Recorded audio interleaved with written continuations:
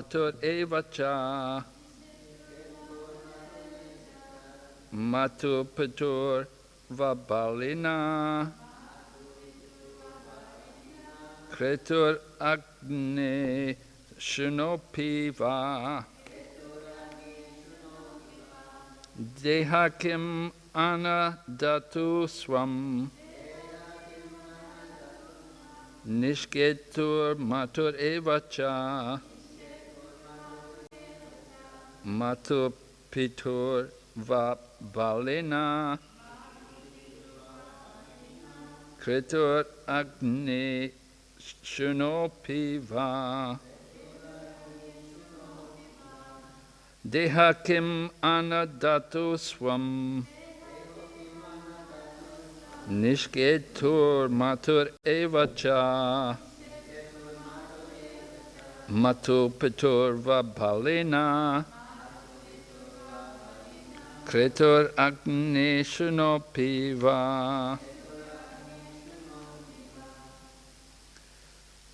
deha,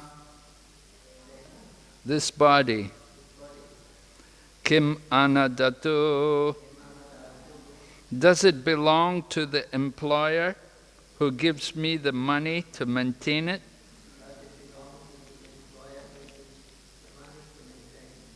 Swam, or does it belong to me personally?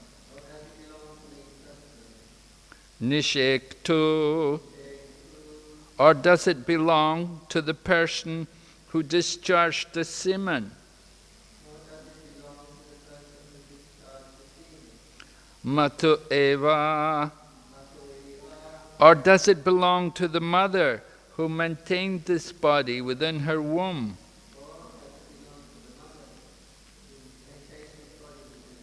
Cha, and matu pituva, or does it belong to the father of the mother? Because sometimes the father of the mother takes a grandson as an adopted son.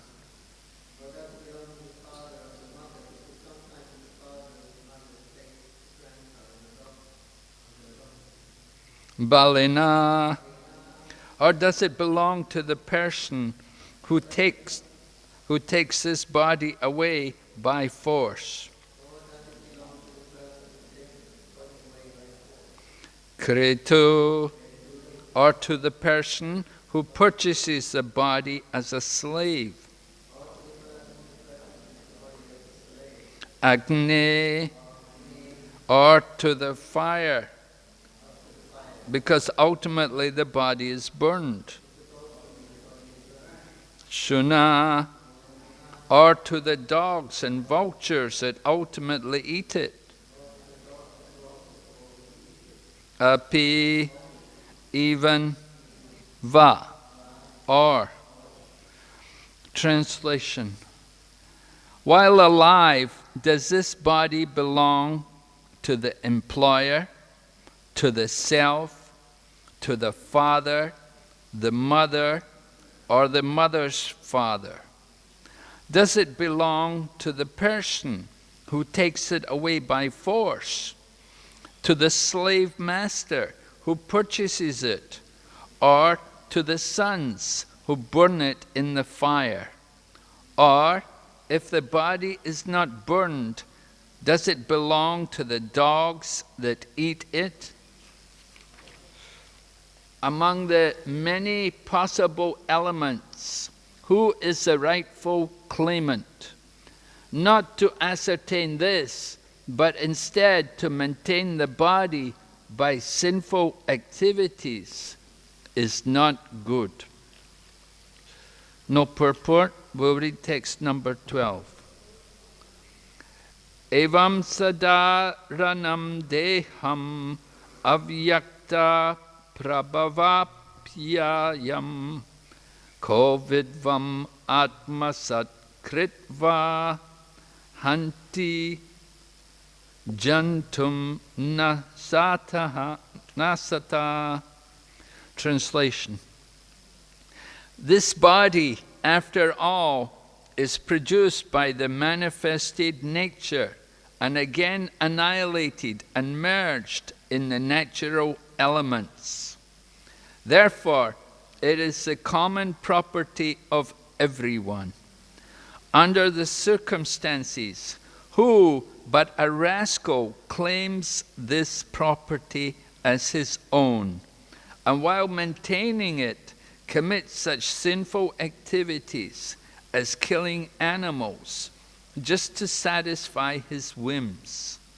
Unless one is a rascal, one cannot commit such sinful activities. Purport by His Divine Grace, A.C. Bhaktivedanta Swami, Srila Prabhupada. Atheists do not believe in the existence of the soul. Nonetheless, unless one is very cruel, why should one kill animals unnecessarily?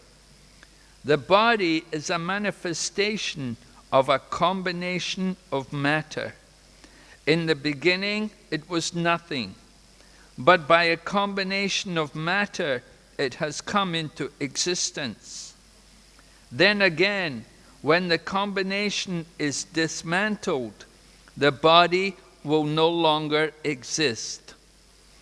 In the beginning, it was nothing, and in the end, it will be nothing. Why then should one commit sinful activities when it is manifested? It is not possible for anyone to do this unless he is rascal number one. Om Jnana Timirandasya Jnananjana Shalakaya Chakshur Unmilitan Yena Tasmai Shri Gurave Namaha. Vanchakalpa Tarubhyastya Kripa Sindhu Bhayevacha Patitanam Pavan Ebhyo Vaishnavibhyo Namo Namaha. Jai Shri Krishna Chaitanya Prabhu Nityananda Shri Advaita Gadadhar Shri Vasadi Gaur Bhaktavinda. Hare Krishna, Krishna Krishna, Hare Hare, Hare Rama, Rama Rama, Hare Hare. We're hearing Narada Muni philosophize about the thinking behind the activities of the two sons of Kuvera, the two sinful sons of Kuvera named Manigriva and Nala Kuvera. So Narada Muni begins, we heard first of all, he began by saying the problem was their wealth. They had so much wealth. And because of their wealth, they were performing activities without trying to control their senses. And the most voracious of all the senses is the tongue. And because of their uncontrolled tongues, they will eat all kinds of things like animals, animal flesh. And they're fond of wine and women and gambling. So like this, they use their wealth for these kinds of activities. So then Narada Muni went on to describe about the body, how ultimately everyone's body is going to die, and with the death of the body, then the body is disposed by different ways. Sometimes it's fed to birds, just like there's one religion called Parsi. These people, Parsis, they came from Iran, came to India. There's a community of them in India. They worship the sun god, they worship fire. So they say fire is pure, and they don't want to put the dead body into fire. So they don't burn the body, instead they feed the body, they leave the dead body for birds like vultures to come and eat. So you'll see where there's a community of Parsis, you'll regularly see there's usually some vultures around who come and eat the dead bodies for them. So the birds eat the dead body, so the body becomes a food for the bird, and then the birds also pass stool. So ultimately that body becomes the stool of the bird. In other places we burn the body and it becomes ashes. Of course, Muslim and Christian, they don't burn the body. Generally they will bury the body. And when they bury the body, then it becomes worms, because different creatures eat the flesh of the body. Sometimes the worms are in the body, other worms come from the earth. One way or another, the body is eaten by the worms. So in this way,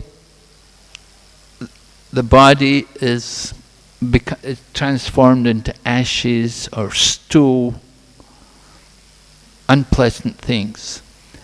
Now, we heard today Narada Muni was describing how this body, he's questioning, who is the proprietor of this body? Who does it belong to? Somebody may say, the father says, my son, because the father used his semen to produce a child. So the father said, he's my child, I produced him. But the mother also says, he's my child, because the father discharges the semen into the wife, and the wife holds the child, conceives the child within her womb, and gives the child shelter in her womb for 10 months before birth, and then raises the child after birth. So in this way, the father saying my child, the mother saying my child, but then sometimes also the child is taken by some other family members. Just like sometimes the wife may already have several children and she doesn't want another children. But she has a sister who is married and doesn't have a child. So she may say to her sister, you take this child. And in this way the child is given away to someone else. Or it may be the father and mother, the grandparents, when the child is born, the grandparents want to have the child as their child. They bring it up. I met one couple, both the husband, who was the son of the couple, the son died and the wife also died. Sometimes car crash, or sometimes maybe some other problem like drugs or something. But anyway, both the parents died, and the grandparents raised the child just like their own child. So they say our child, but of course it's their grandchild. And then also you get this situation where the body is sold as a slave. Just like in the past there was slavery. People would be brought sometimes, it was from Africa, they would bring African people over to America to pick the cotton. So they were slaves. And here also, sometimes in India, in the past, may have that custom that people could be sold as a slave to another family. And so then the man thinks, he's my slave, he's my property. So who does the body actually belong to? Ultimately, the body is going to be finished in course of time.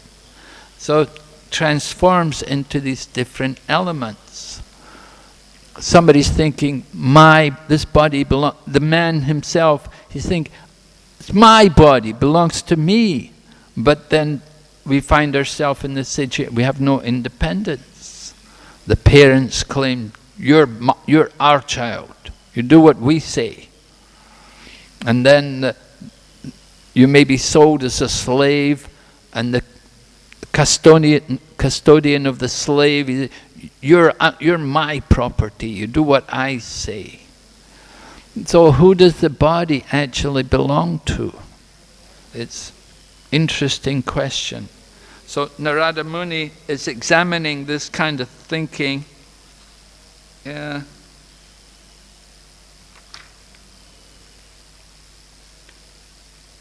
So who actually does the body belong to? Not to ascertain this, but instead to maintain the body by sinful activities is not good. So Narada Muni is saying, if you maintain this body just by doing sinful activities, then this is not good. This is very bad. So sinful acts, sinful activity, we have to know what is sin. Of course, there's different standards of sin in every society. In the Vedic society, we consider sinful activities to be acts of irreligion, for example, immorality or killing animals. We consider it to be sinful. But there are other traditions, other beliefs. Just like generally Christian society, they're all meat eaters, and in the Muslim also meat eating. Prabhupada describes them as meat eating religions. It's their culture. They think it's their culture to eat. So they're engaged in different activities. They can say to maintain the body. But who does the body actually belong to? The body is made up of material elements. Where do these material elements come from? And where do they go to? In the Bhagavad Gita, we learn, Krishna says, Aham sarvasya prabhavo mata sarvam pravartate. Itim madva bhajanti mam buddha bhava samamvita. Krishna says, I am the source of everything material and spiritual. The wise who know this will worship me with love. So everything ultimately has its origin from the Supreme Lord. It's not that we are the creator of anything. We are also created. So who is the original creator? That should be understood. My body has a source, we could say, comes from my parents. But my parents, they also have a source from their parents. And their parents also have a source in their parents. And in this way we go back, and we should come back to the original person, the original personality in this world. Ultimately, everything comes from God. Sarva karana karanam, the cause of all causes. However, we get many different kinds of people in the world today. Narada Muni went on to say, this body, after all, is produced by the unmanifested nature and again annihilated and merged in the material elements. Right? Everything comes from the Mahatattva. Mahatattva, the sum total of the material energy. And from the Mahatattva, the different elements are created. You get the different kinds of Prakriti. Krishna describes the Prakriti in the Bhagavad Gita. We have the inferior Prakriti and the superior Prakriti. Inferior Prakriti means the Mahabhutis, the different elements, earth, water, fire, air, ether, mind, intelligence, and false ego. That's the inferior Prakriti, because no consciousness. So these are the different elements of the material creation, which are used to give bodies to the superior Prakriti. Superior Prakriti being the living entities, described in Bhagavad Gita also. Apariyamitas tvanyam prakritim vidime param jiva bhuta mahabaho yayidam daryate jagat. Right? Krishna is saying, besides this material nature, there is the superior energy of mind, which are all living entities who are trying to claim some kind of proprietorship over this material world. So we living entities are the superior Prakriti. We are also the energy of the Lord. But we're superior because we have consciousness. But when we take our birth in this world, we have this mood, that yayidam daryate jagat, that this world is there for our enjoyment, for us to exploit it for our pleasures. But we get a lot of problems with that. Krishna also describes in Bhagavad Gita, Mame vamsa jiva loke jiva bhuta sanatana manashastani indriyani prakriti stani karshati. Prakriti stani karshati. The living entities are my eternal fragmental parts and parcels. Due to conditioned life, they're struggling very hard with the material nature. Prakriti stani karshati. We're struggling with the material nature. Why are we struggling? Because yayidam daryache jagat. We're trying to exploit it. We're thinking it's for our enjoyment. We don't understand our actual position. So this creates the problems. Narada Muni explains the body comes from the material elements and it goes back to the material elements. Therefore, it is the common property of everyone. Not everyone believes in God, we know, but it's a very atheistic society. We have whole nations where people are indoctrinated into atheism. Even in the Western world today, there's atheist societies. Some of the devotees were telling me they're studying in a big university in Australia, and they have a program, they have their Krishna Club meeting, but after the Krishna Club meeting comes the atheist society. And the atheist society comes in and they look at the devotees chanting and they see their activities and they ridicule them. They try to mock them and ridicule them because they're atheists. They think it's foolish to believe in any God. So there are many atheists in the world. And so Narada Muni describes like this, that some people may say that this body is the common property of everyone. If you just take it logically like that, because people haven't seen God, so they don't believe in God, so they say, why you should believe in someone you haven't seen, you don't know he's actually there, you can't prove there's really a God there. They argue like this. So they say this body belongs to everyone. Belongs to everyone. How can it belong to everyone? Just like if you say, I am everyone's servant. If someone says, I am everyone's servant, then they're a rascal. How can you serve everyone? It's impossible. You can serve one person or a few people. You can't serve everyone. That is just nonsense talk. So to say this is the property of everyone, this is another stupid statement. It's not logical. Under the circumstances, who but a rascal claims this property as his own, and while maintaining it, commits such sinful activities as killing animals, just to satisfy his whims. So, this is the situation, just to satisfy their whims.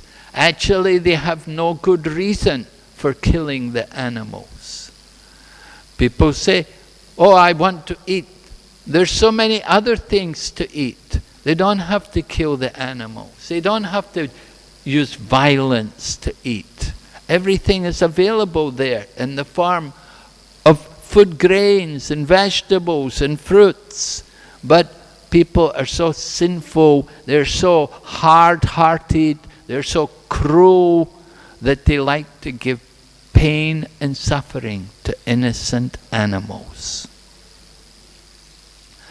Just like sometimes in the market you will see they will have chickens.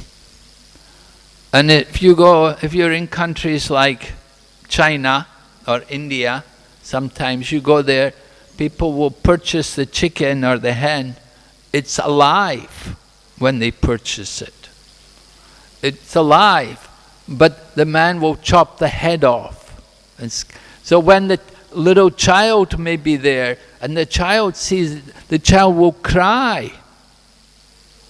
The child can understand the cruelty involved, but the person is so cruel and so hard-hearted that they don't think they're doing anything wrong. And they will just laugh at the child crying. So this is the situation. Bhaktisiddhanta Saraswati Prabhupada, it said there was a pastime, he saw some people with fish, and they were carrying fish with them. And Bhaktisiddhanta Saraswati saw it and he lamented. He thought, so cruel, so hard-hearted, that they want to kill the fish, eat. So this is the demonic mentality. Just as there are godly people, there are also demonic people. The demonic nature is described in the Bhagavad Gita. Ishwaraham ahambogi siddhoham balavam sukhi. The demon is thinking, I am the controller. Everything is happening by my arrangement. Ishwaraham ahambogi, I am the enjoyer. They're thinking this whole world is just here for me to enjoy. They don't think about anybody else. They're so selfish and hard-hearted. They're thinking everything is for their own pleasure. They're thinking, I am powerful, I am strong, and I am happy. But of course, this is very temporary, and very soon their world will be destroyed because they have a material body. They have to suffer the different miseries of life. Old age, disease and death. They take the material body, they have to die. And they've given a lot of pain and suffering to others in their life. When they die, they will also experience a lot of pain and suffering. And after death, they will also have to suffer more. So the suffering is not finished with death, but it continues. So Narada Muni is thinking about all of these different things. He says, unless one is a rascal, one cannot commit such sinful activities. So rascals, so many rascals in the world today. They do not want to control their senses. They have no feeling of responsibility to others. They don't have any mood of caring or giving protection to others. This is very much regrettable. When Srila Prabhupada went to Australia, on one occasion the devotees arranged for him to go to the monastery of some Franciscan monks. They were followers of St. Francis. And they gave a very nice reception to Prabhupada, and they made a very nice big plate of fruit for Prabhupada. And Prabhupada enjoyed them, talking to them. And the monks told Prabhupada, they said, you know, St. Francis, he used to speak to the plants and the trees, and he would say, my dear sister flower, my dear brother tree. He would see God in all the different forms of life.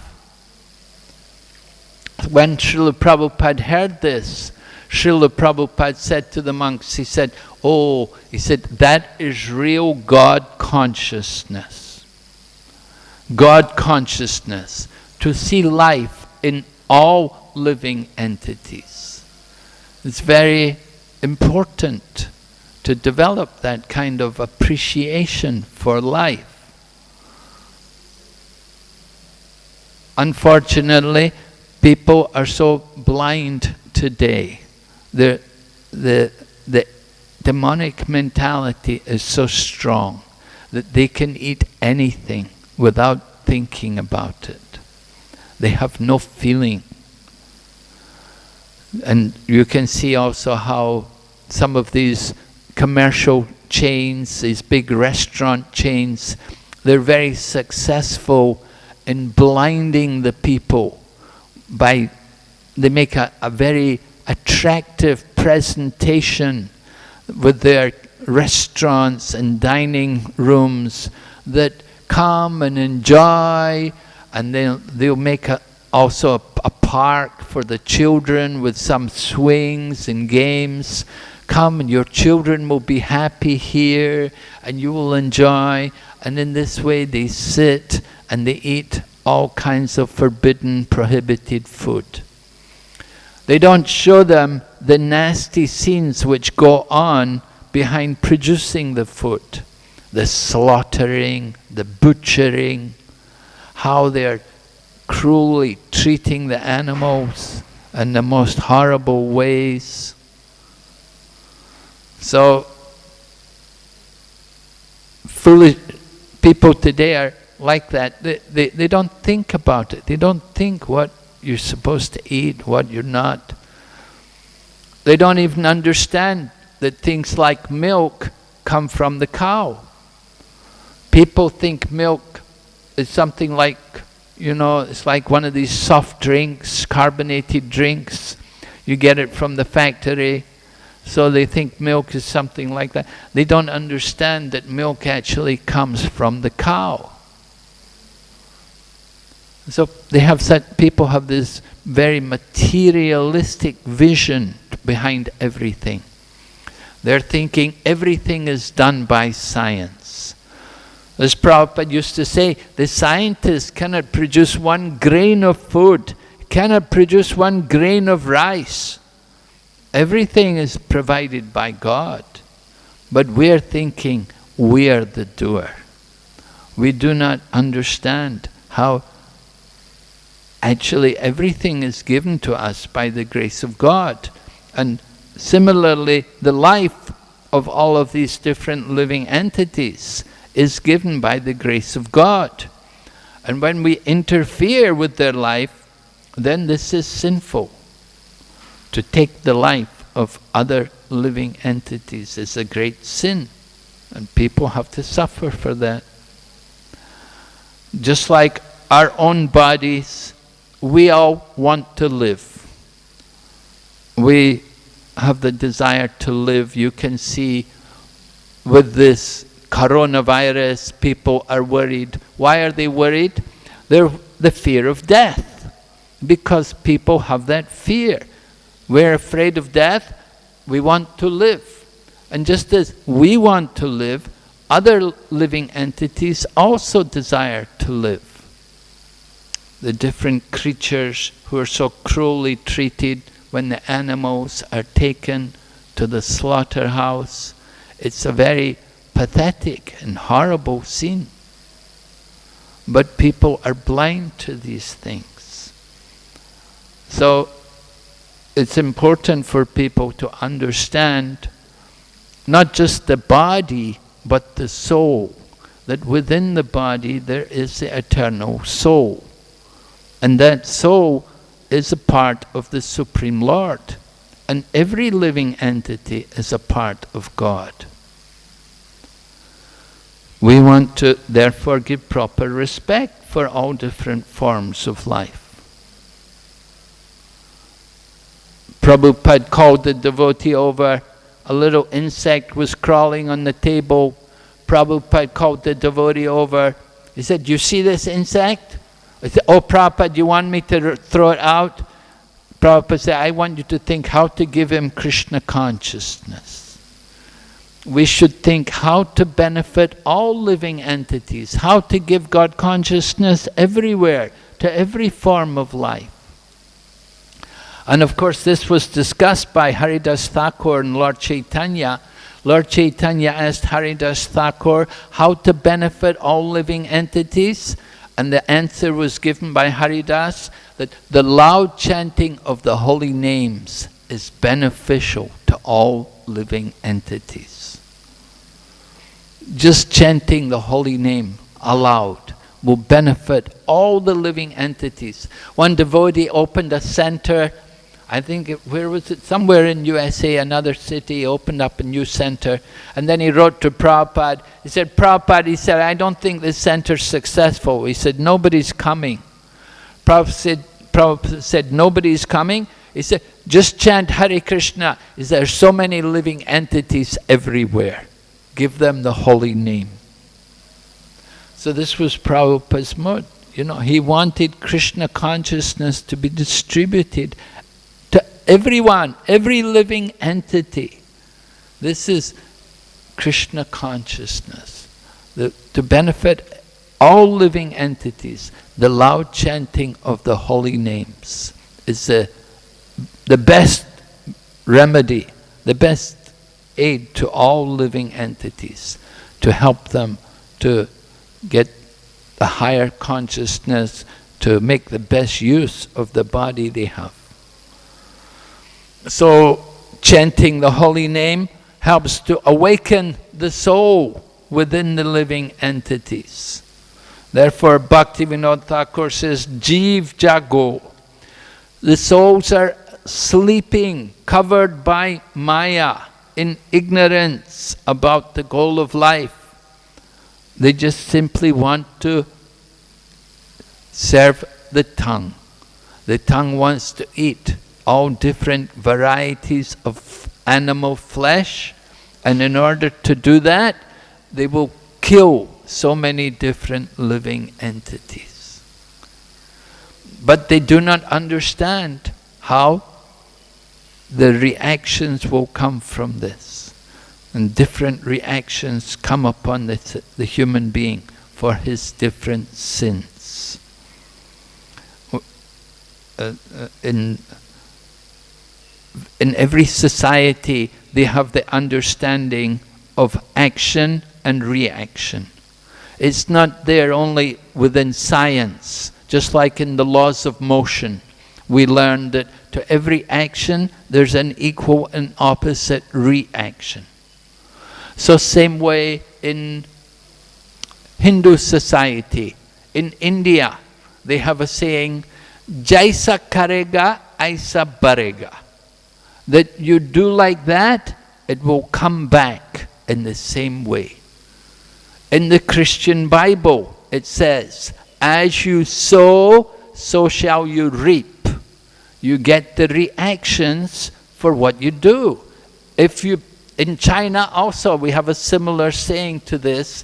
They say, "Zhong do de do, zhong gua de gua." That if you plant melons, you will harvest melons.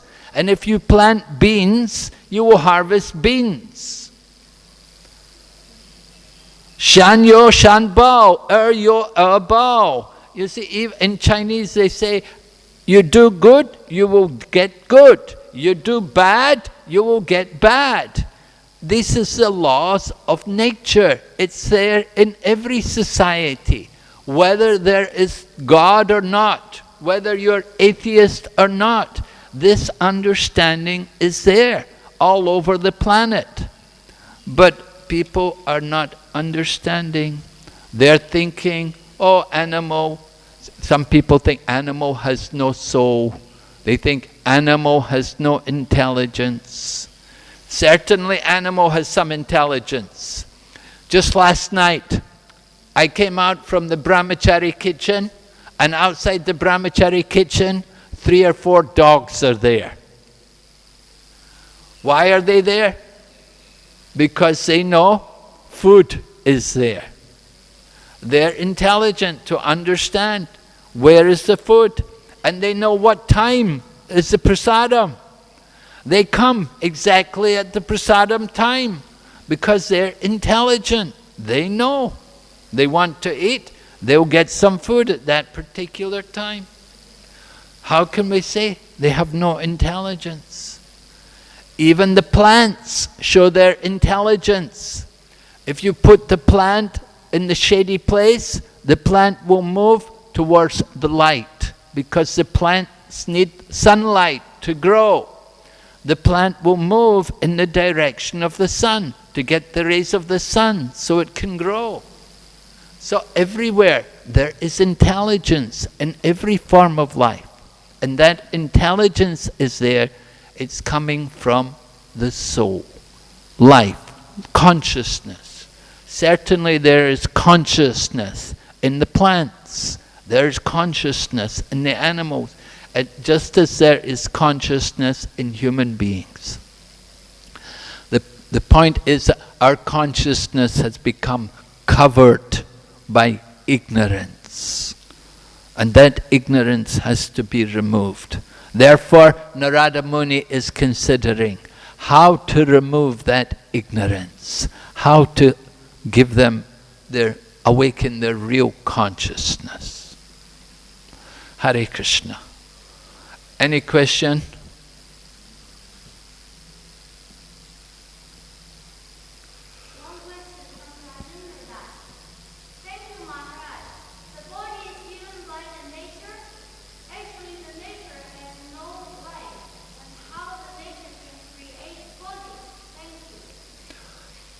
When we speak of nature, we should understand whose nature.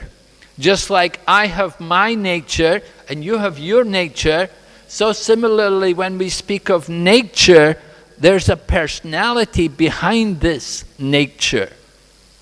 And that personality is the Supreme Lord. There is the Prakriti, there is also Purush.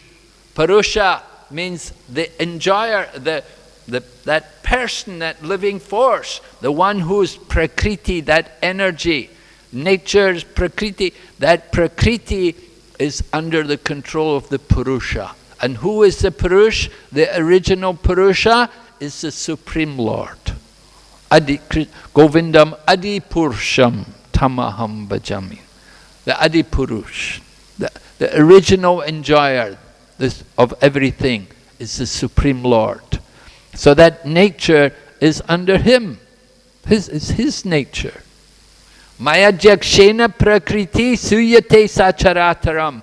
Material nature moves under my direction, Lord Krishna says in the Bhagavad Gita. The material nature is not independent. And similarly, Lord Brahma also describes in Brahma Samhita, Shristi stiti pralaya sadhana saktareka chayeva yashya bhuvanani vibharti durga. Lord Brahma is describing the relationship between the material nature and the Supreme Lord, that the material nature moves like a shadow under the direction of the Supreme Lord. It's not independent. So behind the material nature is the proprietor, the controller of that nature, and that is the Supreme Lord.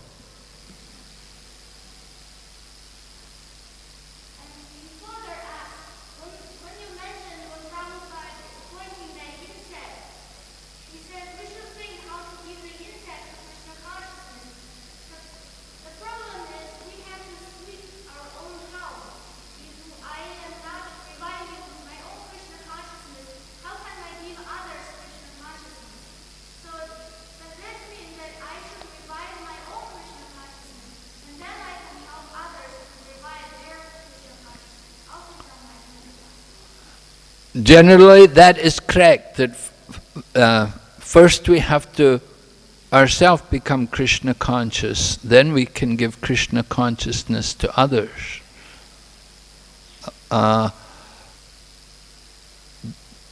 Bharata bhumintya haila manusya janmasarta janma kare kare kara para upakar. It is said that you're born in Bharatvarsh, this planet is Bharatvarsh, make your life successful. First make your life success, first become Krishna conscious yourself, make your life perfect yourself, and then make others perfect. So it's not that we have to wait and sit back and wait till I become perfect before we try to help others. As much as we have realized, we have to share that with others. As much as we have understood, then we want to also give that to others.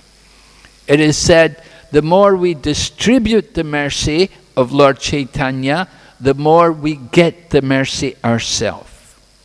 So you want to get the mercy, distribute the mercy. You give some mercy, give some little amounts of mercy, whatever little amount of mercy we're able to give, we give that to others. And by giving to others, then we get much more ourselves. So we shouldn't just simply sit back and say, well, when I'm perfect, then I will go and preach. When I've realized everything, then I will go out and try to distribute. Whatever we know, we must try to share it now. We cannot just simply wait. We have to understand there's a great need for this knowledge, and it cannot wait until we're perfect. We cannot wait for things to just fall into place, to happen. We have to do it now.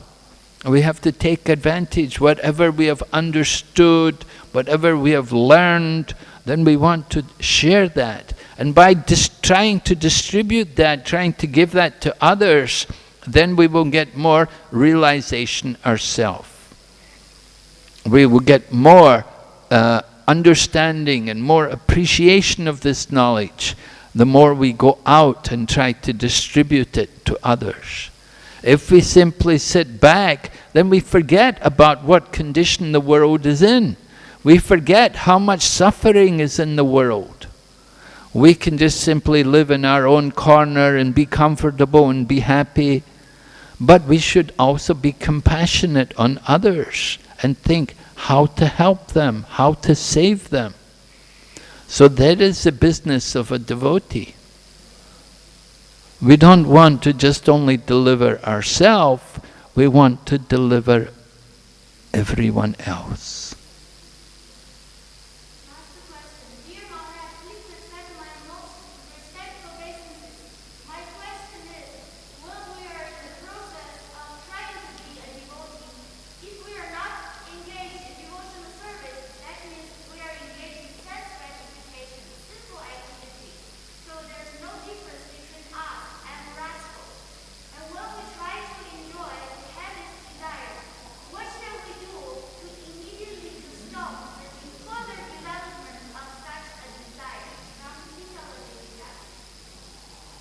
What should we do to stop the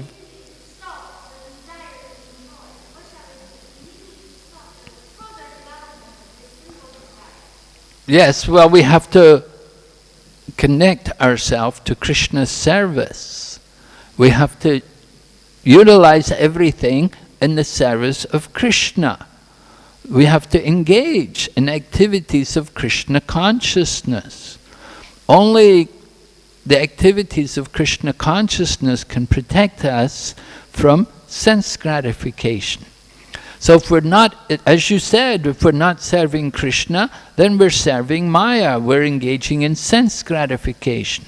So how to counter sense gratification? We have to purify the sense gratification. We will get the greatest sense gratification by serving Krishna, by using our senses in the service of Krishna. So we have to engage, we have to not only, we have to try to engage ourselves constantly in Krishna's service. We should be always on guard against Maya. How to protect ourselves from the material energy, from the illusion of trying to enjoy without Krishna. The only way we can protect ourselves is by having a good knowledge and then applying that knowledge by being active in Krishna's service.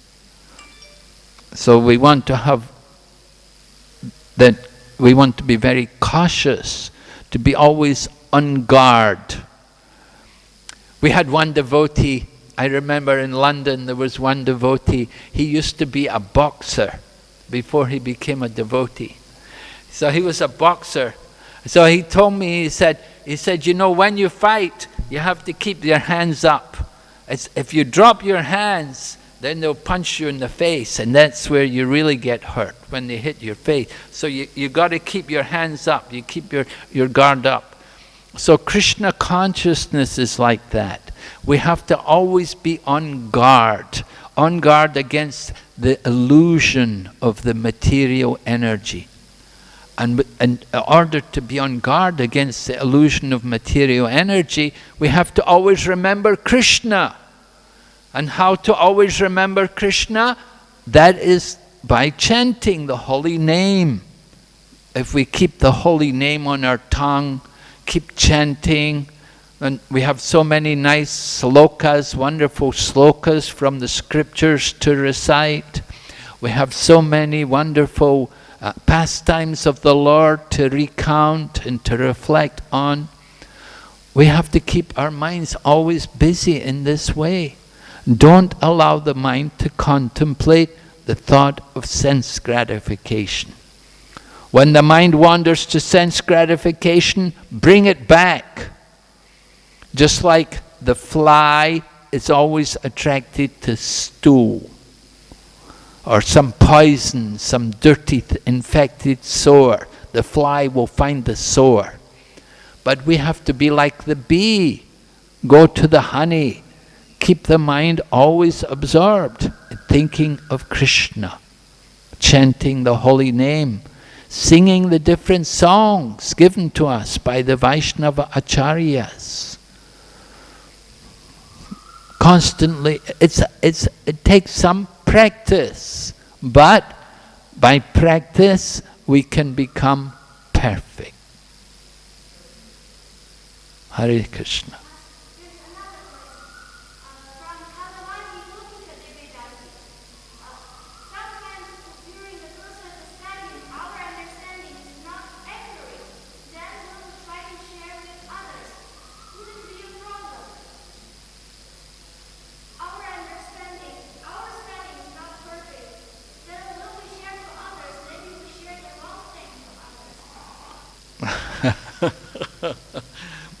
Well, our understanding should be based on what we have heard from authoritative sources, meaning sadhu, shastra and guru. So if you repeat what you have heard from sadhu, shastra and guru, that is perfect. If you say something which is not coming from sadhu, shastra and guru, then it's a problem. That is not perfect. So our business is to repeat what we have heard from the proper channels. Don't concoct. Don't invent something new. It must be authoritative. What we're speaking should be coming from the proper source. Meaning the sadhus, the holy men, the devotees, the scriptures and the spiritual teachers. We have to hear from these people, and we repeat what we have learned from them. It's not that we have to learn something on our own without consulting these people. It has to come from the proper source. Just like in Bhagavad Gita, Krishna tells Arjuna, now hear from me, Arjuna. He doesn't say you go and find out yourself what is the truth. He said you hear from me. How by practicing yoga and full consciousness of me, you will know me in full, free from doubt. Now if you hear from other people, then there will be doubts. If you hear from unqualified, unauthorized sources, there will be doubts. But if you're hearing from sadhu, shastra and guru, there should be no doubt.